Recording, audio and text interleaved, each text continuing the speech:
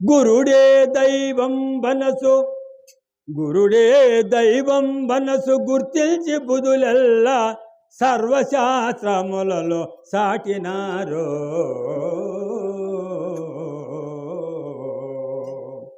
ఆ గురుని మహిమంతో ఆశ్చర్యమోగాని హరిహరాదుల కంటే అధికమనరి. పెక్కు జన్మాలలో పాపంబులను తీయో హృదయ తాపములెల్ల ఓడదీయో. ఎందుండి జన్మకు ఏతించి నది తెల్పి తిరిగిపోయడి తావు తేటపరసి.